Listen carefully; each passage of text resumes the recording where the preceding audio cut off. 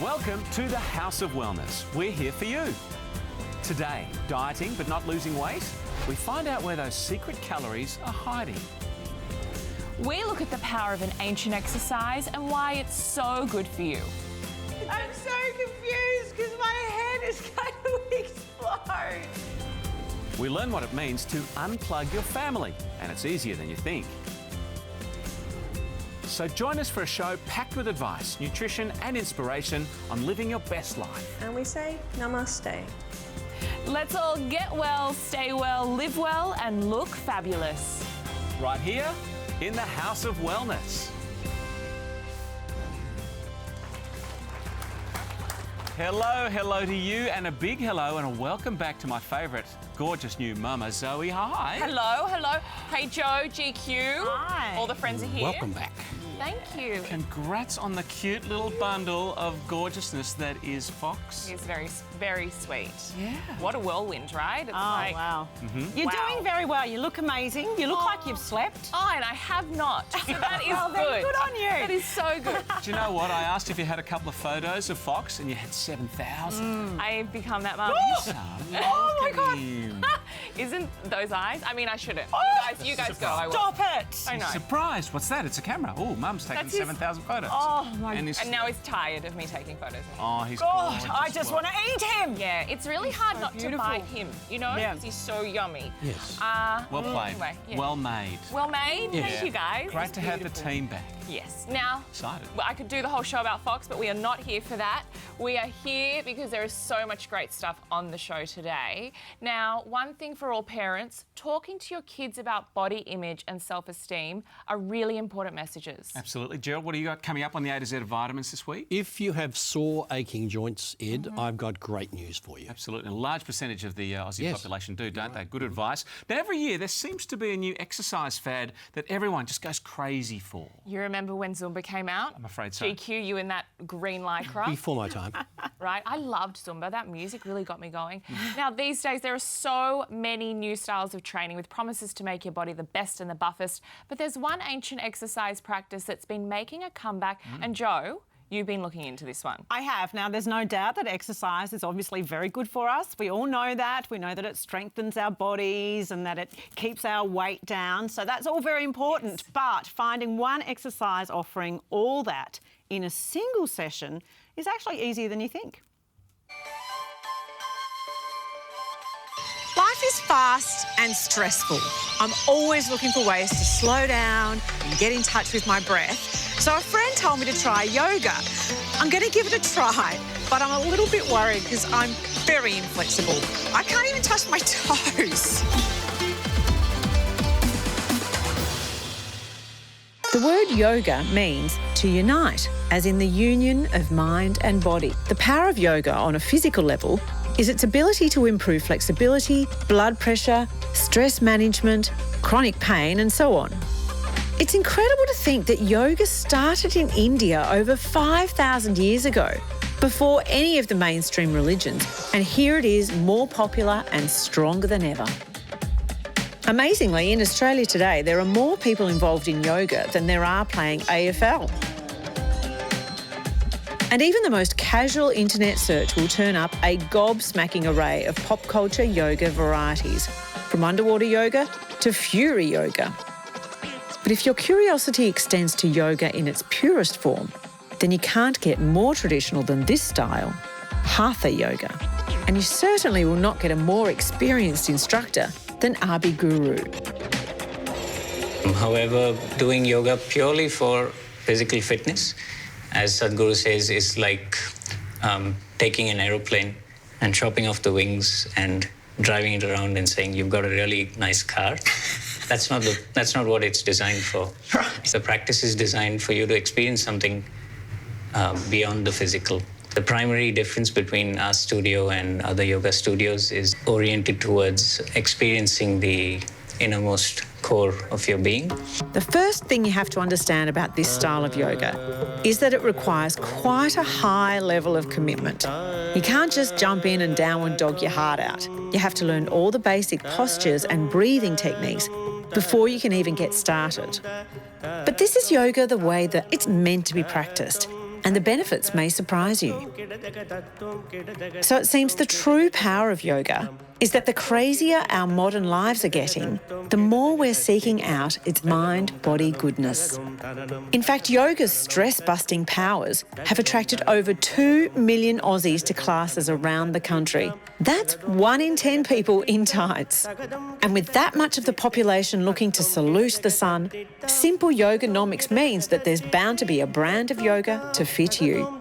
I'm about to do a yoga class, but this one, to make it harder, is in the air. I'm catching up with Inga Sildnik, who teaches anti-gravity yoga. I warn you, I can't touch my toes. I'm not very bendy. That's okay. This is what this is great for. So this is going to support you throughout your movement.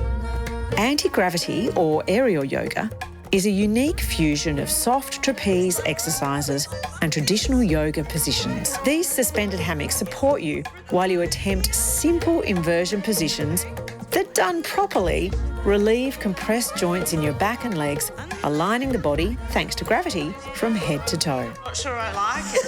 I'm so confused because my head is going to explode. Why would anyone do this?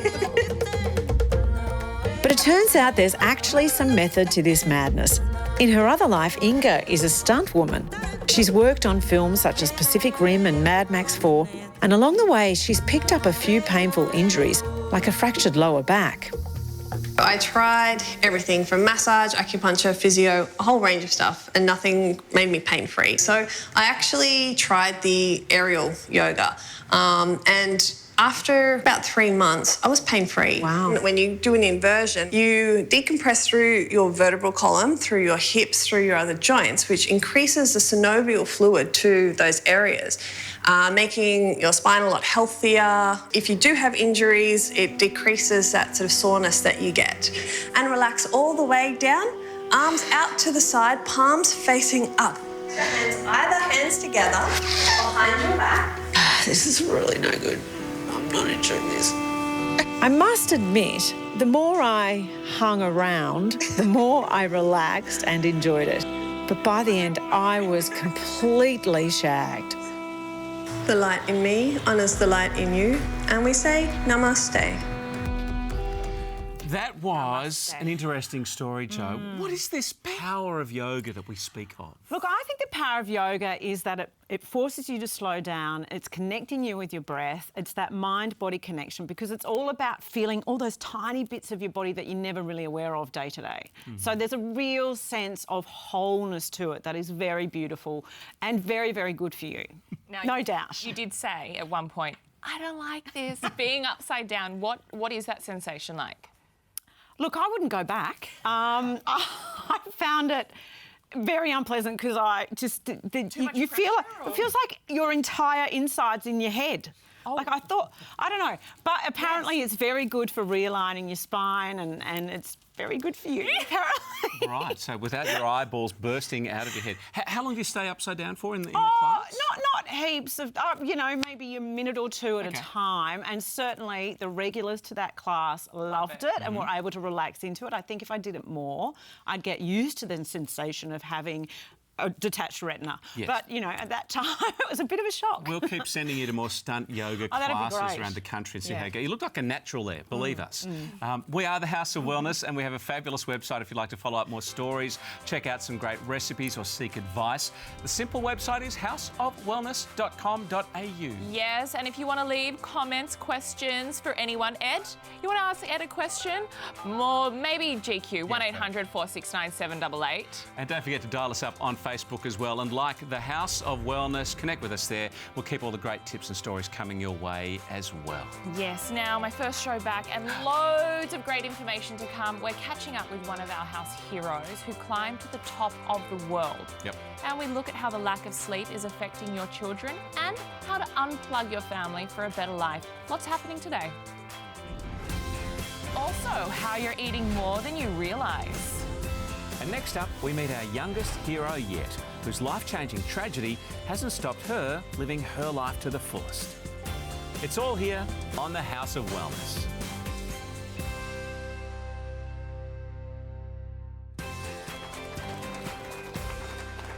Welcome back. As you know, our house heroes hold a special place here on our show, and this week we meet our youngest hero yet. Sustaining burns to nearly 60% of her body, this aspiring ballerina found more than her happy place. Oh, Tash is passionate, intelligent, empathic, and she's a fighter. That's what she is, she's a fighter.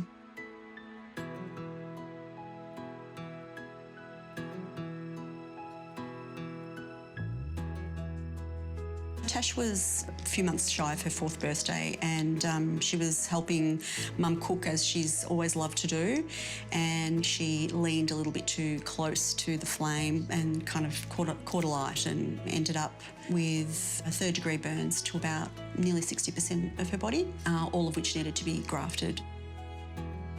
I do think I'm brave because of all the things that I've been through, but then I also think that sometimes I'm not brave and you can be afraid, it's okay, but just remember that no matter what, you'll be okay.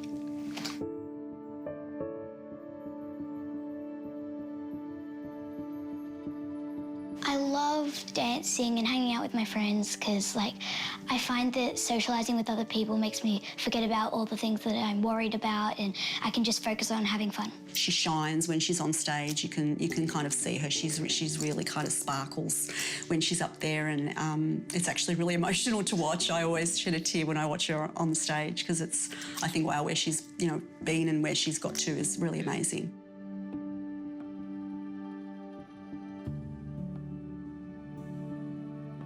I feel like saying things and doing things in front of people can show them who you are and what you're made of and all the things that you can do as a person. I'm not very shy, I must say.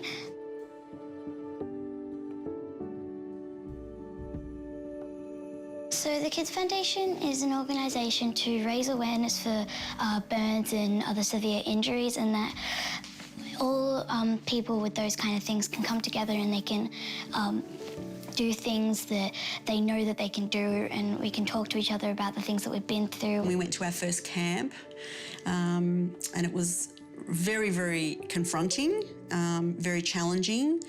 I think I cried probably for the first 2 days, meeting other parents and listening to their stories and just hearing the heartache and knowing the heartache. A lot of people have, they get bullied for it and they get made fun on and things like that, and we can kind of talk about that and we can make each other feel better about things.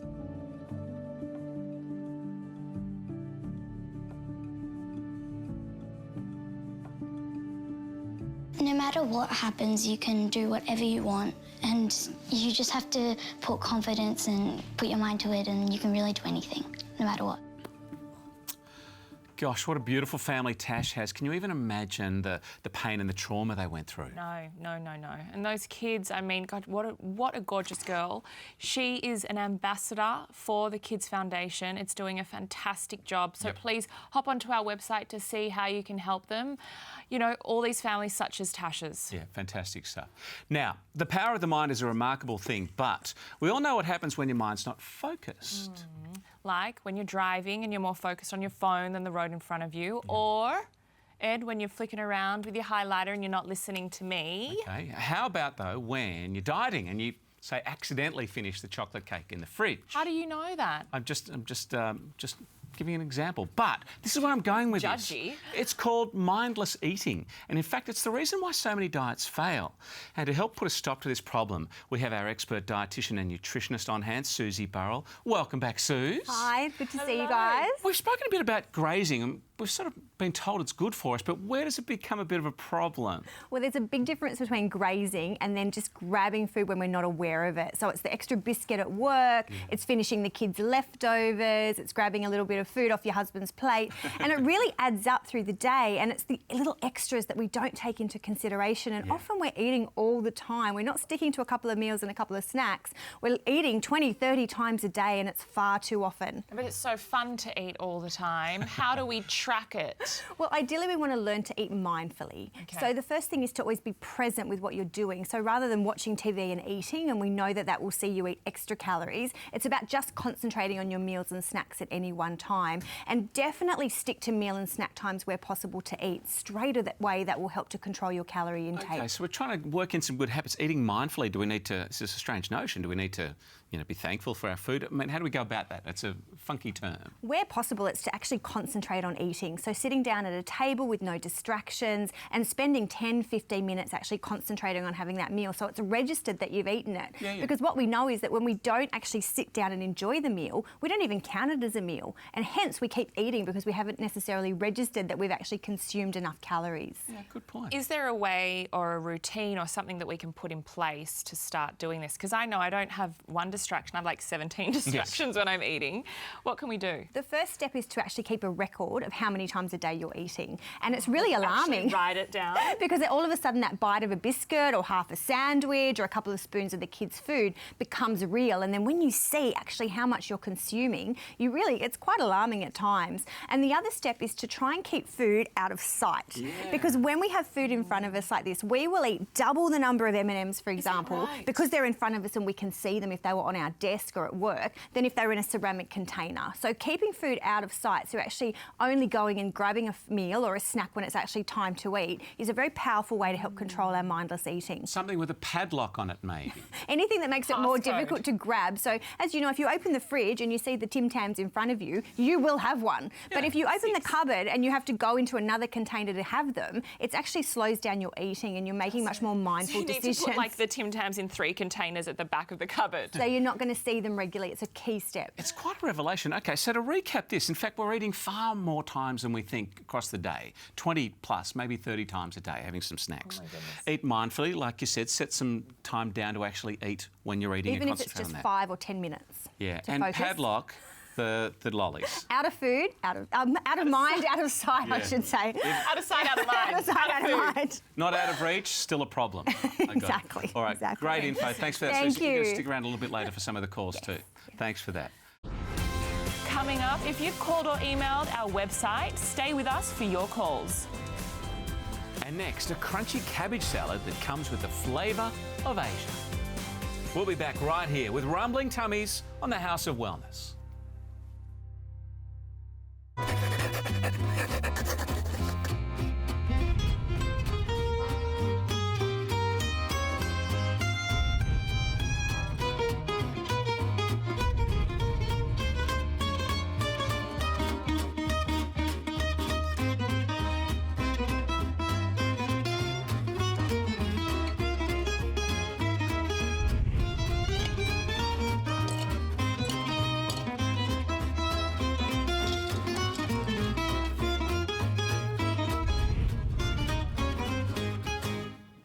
Yummo, nutritious to delicious. Does it again thanks to the multi-talented Zoe Bingley-Pullen. Nice one, Zoe. And did you know red cabbage is a great source of fibre, helps keep our body and digestive systems healthy, and you know what? It keeps us regular. I you know what I mean? I know what you're saying. Now, it is time for more of your calls. Gerald's with us along with Susie again.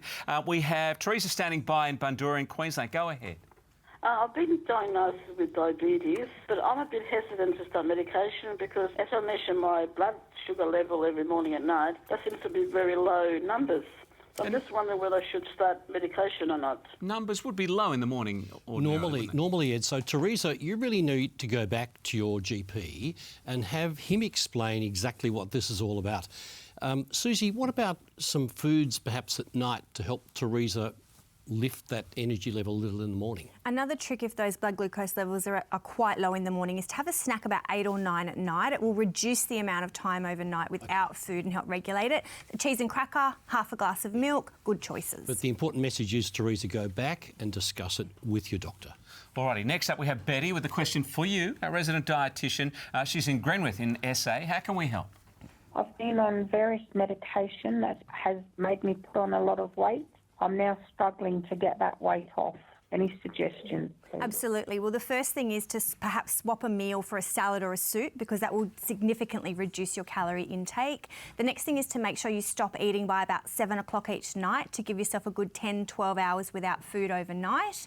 And the other thing is to reduce your carbohydrates in the second half of the day. So stay clear of your rices, your pastas at night. Stick to a small piece of fish and some vegetables, and that will lighten your overall calorie load and deal with a very common issue when it comes to medication and weight gain. And the big issue, Susie, with here is that often women especially don't realise that it's a hormonal imbalance being caused by many of the particularly anti-anxiety medications. And without doing much different, they're actually putting on weight. And it can be a real problem. So again, the GP probably should be involved, but the meal suggestions really important. All right, our experts. We have an email from Laurel from Bowen in Queensland. She has an issue she hopes we can help out with. My 3-year-old grandson suffers from chronic constipation. Could this be a gluten allergy or dairy allergy? Dietitian first up. Well, the most important thing is you really do want to seek advice of a paediatric dietitian or paediatrician. It's quite a specialised area.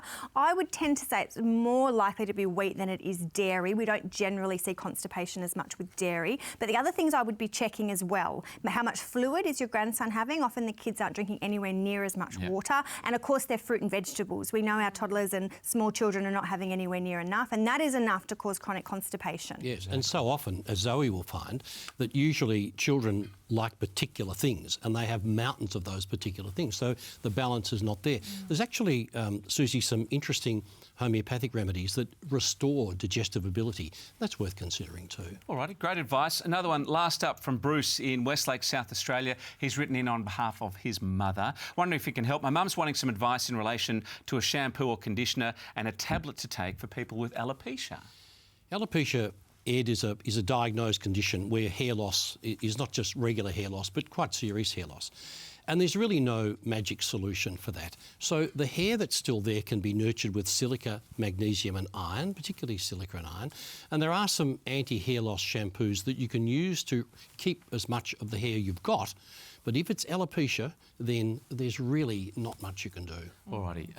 Thanks for sitting in with us, Susie. Next, I want to remind you all of our first house hero that we featured. This is a really courageous guy, Scott Doolan, who at 17 years of age was left a paraplegic from a motorbike accident. And he had a dream of a world first. Scott Doolan and his team recently took the challenge to be the first paraplegic to climb and wheel up Mount Everest to base camp. And I have some amazing news. He made it, and he is here to tell us all about it. This amazing feat is something we really need to celebrate. Will you welcome Scott Doolan? Scott!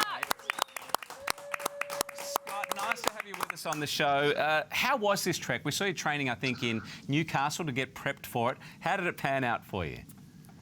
It was completely different to the terrain in Newcastle over there. But once I sort of got over there, once we flew into Quigley, we seen a dead monk getting carried down the mountain by a few dead monks, and that sort of gave us a bit of a wake up call, like we're in the Himalayas. But the terrain out there was completely different, and it was a big shock. But we sort of took it on and we got it done.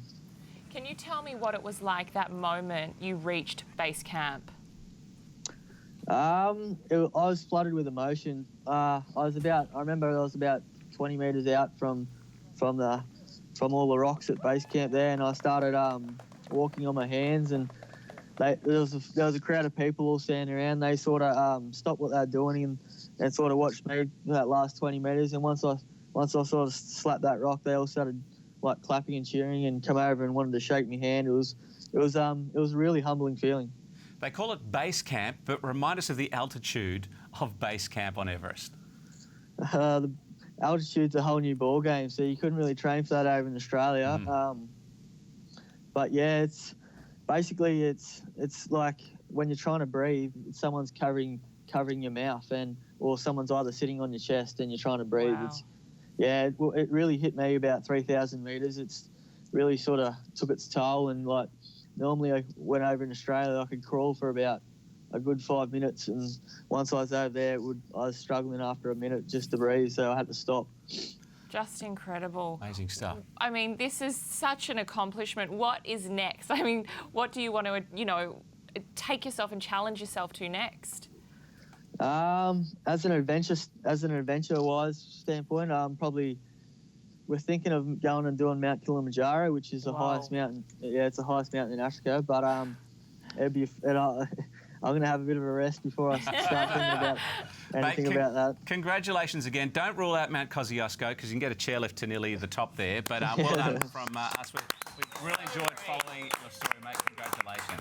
Thanks, guys. Appreciate it. Scott Doolan, everyone there. Fantastic stuff. If you want to follow his trek and get some more health tips as well and be inspired, head to our website. This is the destination for you, houseofwellness.com.au.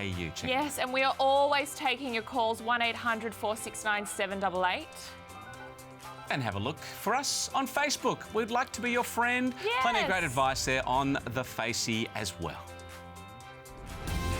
Coming up, sleep and what it means to childhood development, and you'll be shocked. But after the break, we find out about body image and your kids. Because if you just look at what you look like, then it's not very accurate of what you are. Stay with us. Plenty more to come on the House of Wellness.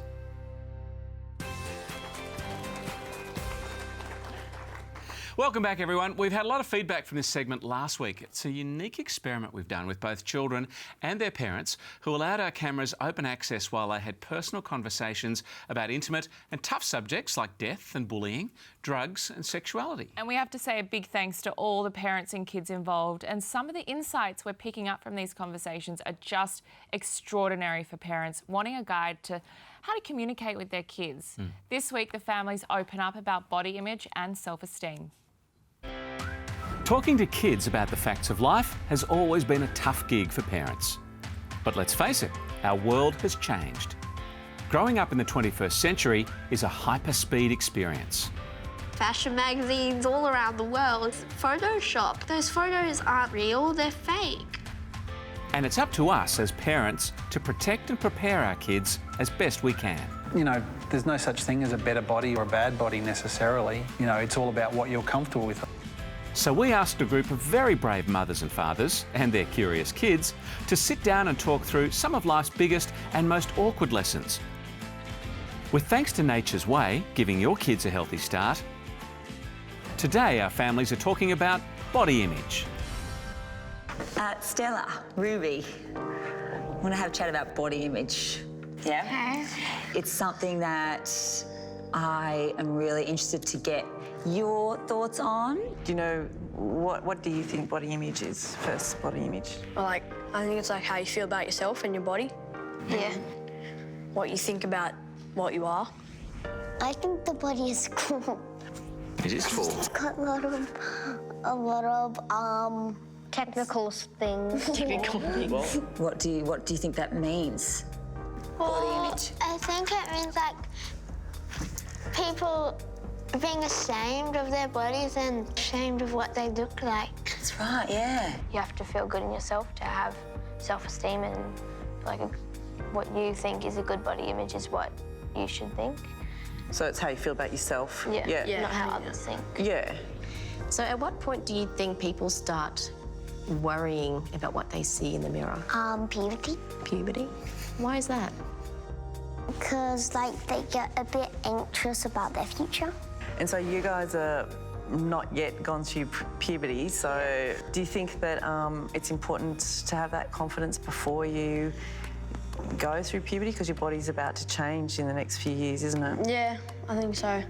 Well, I think, I reckon there's more than what's on the outside, too. Yeah. Because if you just look at what you look like, then it's not very accurate of what you are.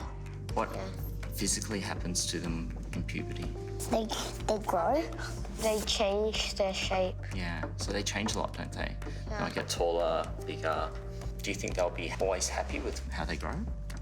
No. For me, growing up, I developed in year 7 and started to get boobs, and they were bigger than anyone else's, and so I'm trying to hide them. Then I had to wear a bra, and none of my friends had a bra on, so I was embarrassed. So And then when you go through puberty as well, not always, but sometimes as a girl, and you get your periods and things like that, you can put on a bit of weight. I felt like because I developed sooner than a lot of my friends, that was difficult. Because I remember when I was small, like they talk about my eyes being Chinese, having smaller eyes, or having a flat nose. Yeah, if people say, hey, you look like this, then you say, you look like this. You know, there's no such thing as a better body or a bad body necessarily. You know, it's all about what you're comfortable with. I think you guys have made the right point. It's about what you're comfortable with. I mean, and so I think you've got to not try and hold yourself up to, you know, what society's standards are of what's meant to be a good body or what's not. You've really got to get to that point where you can be comfortable with who you are. And how do you feel about yourself right now? Well, me, I feel perfectly fine. I feel like if you have social media and stuff, it can make you feel a bit less confident in yourself. I think social media can get you down if you're looking at other people. How does it get you down, Ev?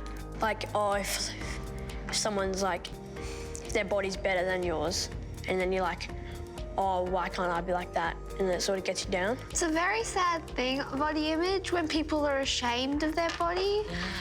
You know, they get overtooked into this land where, like, everything's perfect. Like, in magazine, models are perfect. In Vogue and, like, fashion magazines all around the world, there's Photoshop. Like, those photos aren't, like, real, they're fake. I love watching those kids and their parents opening up like that. It's such a privilege, isn't it? A little sneak peek. It's so beautiful. Parents today really have to look out for their kids when it comes to all these sorts of pressures from social media and pop culture in general. Yeah, and I think one of the dads in there just said it perfectly, that there is no such thing as a perfect body. Our job as parents is to make our kids appreciate that they can feel good about themselves no matter what. You know what I love the saying? What? I made it up. Flawsome.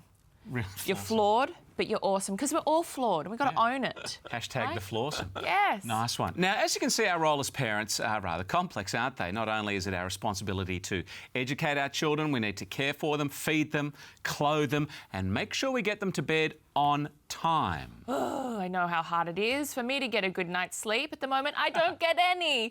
But what does a sleepless night mean to our children? Yeah. Here to explain is our sleep expert consultant, Dr Mark Levi. Good morning. Hi, Zoe. Hi, Ed. Hi, good afternoon. Good morning. Good day. Howdy. So tell us, sleep is just as important as loving, feeding, clothing our kids. Yeah. Tell me. Okay, so kids, youngsters, 20 hours a night they sleep. We're meant to sleep 8 or 9 hours. Youngsters, the sleep cycle, we do a 90-minute cycle. Yep. Kids do a 50-minute cycle. And so it's light sleep, deep sleep, dreaming, light sleep, deep sleep, dreaming. And so 50 minutes. So that's why the kids wake up so often, so easily, because they're in light sleep more often. And so there's a bit of noise, or they're hungry, or they're teething. And lastly, I love this. So we all dream about 15% per night. Right.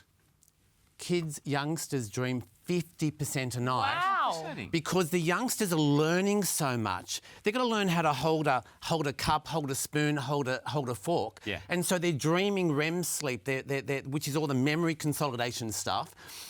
That's 50%. There you go. How's that? If we see their sleep patterns change, should we be worried? Look, they do change. The kids, their pattern's going to change. So the circadian rhythm, or their internal alarm clock, is going to change. And so they're going to want to go to bed between about 5 years old and 20 years old, give or take. So they want to go to bed later. They want to get up later, because that's their cycle. And so here's the problem. They're watching TV, they're watching their favourite shows, they're on social media, and so you get them up. Then they've got to get up for school. Okay, get them up for school, and then what happens then is you've got a kid that goes to school.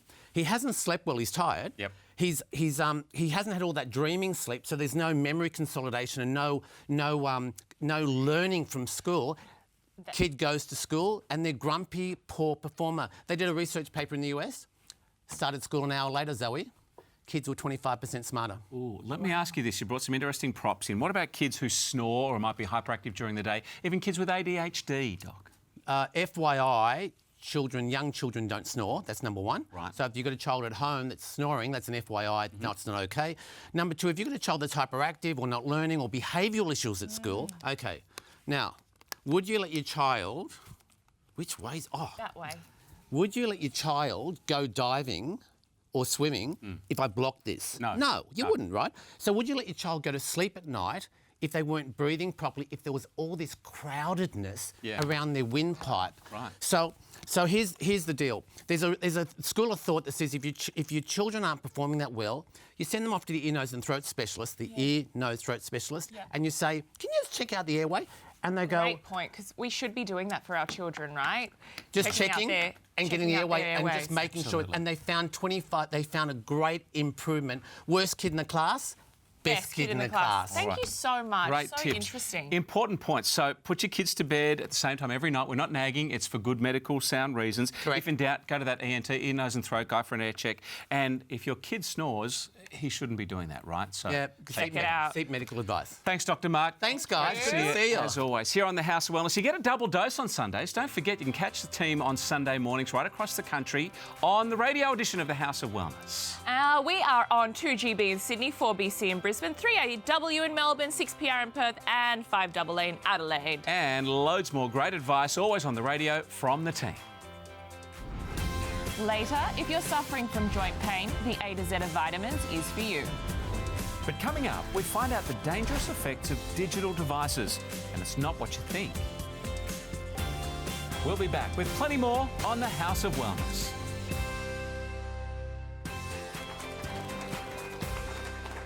Welcome back, everyone. Now, technology, as we know, is making our lives richer and more accessible, but our kids are growing up in homes where there's less interaction than ever before. Families are finding themselves spending more time with their digital devices than with each other, and it is a concern, Ed. Absolutely. To help us learn the art of unplugging the family today, we're joined by expert researcher and educator Dr Joanne Orlando. Hi, Dr Jo. Hello. Now, it wasn't too long that smartphones first came out. This one, I know you think is one of the original ones. It's my current Nokia one. 5110.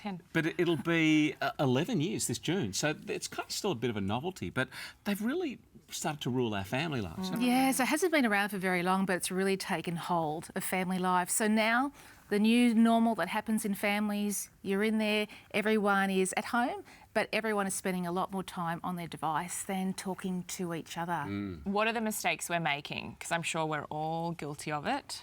I think the big mistake is that we tend to, these technology habits just creep in very quickly. So a big mistake is when we're at home, all the family might be at home, kids, parents, but we wrap ourselves up in these digital cocoons. So we might have our mobile there, our laptop there, our iPad there, and we're going between our devices, and instead of spending time talking to each other, we're spending our time with our device. Especially people we don't really care about, like scrolling and looking at people's lives on Facebook that you don't care about. That's right. The time just flies when you're online, and what happens is night after night that there's a lot less talking in families' home, and the big problem is it has a big impact on kids who are growing up in a much more silent home than, say, kids 10 or 15 years ago. Well, often my two are playing a computer game next to each other, but the phones are linked to each other, so they're sort of communicating. But, I mean, it's a very antisocial device we've got now in our homes. How do we kind of just remove it from them and unplug a little bit there? Yeah, that's right. Yeah, they might be talking online, but it's not the same as having just an ongoing, sustained conversation. And one of the things as parents that we tend to do, and it's creeping in more and more often, is that when we're talking to our kids, research shows that about 50% of parents stop talking to their kids about 3 times a day to look at their device. So it's not sending a very good message to children. So it's a bit like, I'm talking to you right now and now I'm going to stop. It's a bit like these traffic lights. So this is how it works. So you're talking to your child, so green light, yep, you've got my attention, I'm really interested in talking to you, conversation's going well. Then you might get a text, okay? Interruption. Drop that conversation. You look at your text, what you're really saying to your child is, look, just hang on now, something much more important has popped up.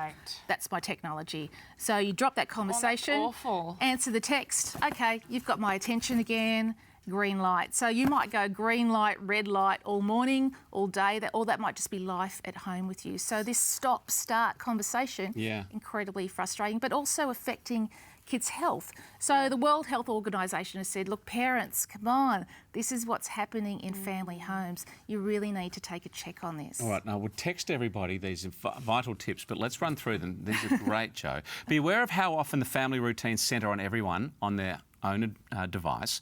Completely unplugging at home can be difficult. Instead, maybe aim for some more time together, device-free. Nice tip if you can do it. And finally, focus on bonding experiences as a family, maybe some board games or fun things rather than being on our little devices. Rather than texting each other in the other room. I know. That's right, yeah. Nice to see you. Thanks for being on the show, Thank Dr. you. Jo. Still plenty to come here on the other side of this break on the House of Wellness.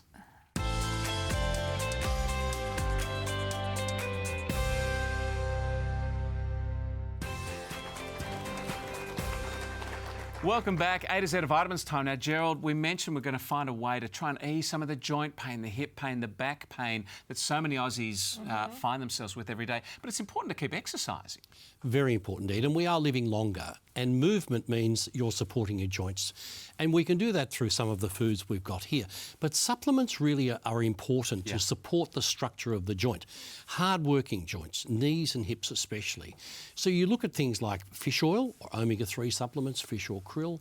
Glucosamine, really important because that actually supports the joint space. And these are things that you won't find a sudden difference within a few hours. It takes time to rebuild and sustain and support.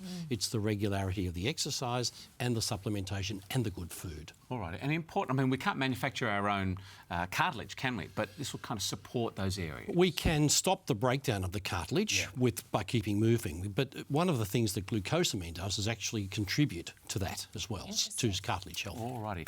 Good information. Some further info can be followed up on our website as well. By the way, the A to Z of Vitamins brought to us by Healthy Care, a brand you can trust for outstanding value and high-quality vitamins. Choose Healthy Care today. Still got time for some more calls. We have Graham standing by in Victoria Point in Queensland. Thanks for hanging on, Graham. What's your question? I have a very thin skin that bruises easily. I'd like to know if there's some oil or something I can put on my skin to make it a little bit thicker. Yeah, good question to you. A lot of times it's medication related, Ed and Zoe, and particularly with the blood thinner. So as soon as you bump the skin, it bruises. Graham, there is a cream called urea cream, 10% cream, which you can buy easily. And what that does is support the skin structure. So obviously you are careful, don't knock yourself, but use that urea cream as your regular moisturiser on sensitive areas. Okay, thanks for the call. 1800 469 788 is our number here for any questions to Gerald or the team. This is an email from Rosemary in Inglewood in WA. I've recently had a bout of bronchitis and have since lost my sense of smell and taste. Oh, no. Will it come back? It will come back. It will come back, Rosemary, and you do that with zinc. The mineral that our brain requires for taste and smell is zinc. And when we had an infection like Rosemary's had, those zinc levels can drop away. So a zinc supplement and, Rosemary, a probiotic. Big words, lactobacillus, bifidobacter, very commonly available. All righty. Great show today. I feel like the team's back together after so long We're away. back. We're back. If you'd want to hear these stories again, head to our website as well, houseofwellness.com.au. And Gerald's there too, of course, if you want to ask him anything as well. Anything that you took away from the show? Your first one back? Oh, gosh, I'm so moved by the house heroes, Scott's journey. Yes. I'm inspired. Yeah, okay. Yeah, he's amazing. All righty. Next week on the show, have you ever been sacked, we ask? Well, we'll find out if it really affects you and how. And we look into foods that actually burn calories. That's a good one for me. Thanks, everybody, for joining us today. Thanks to our team. Thanks to our friends at Chemist Warehouse as well. That is all for us. Have a healthy and well week, everyone. We're back again. The hot mama again. Next week. See you soon.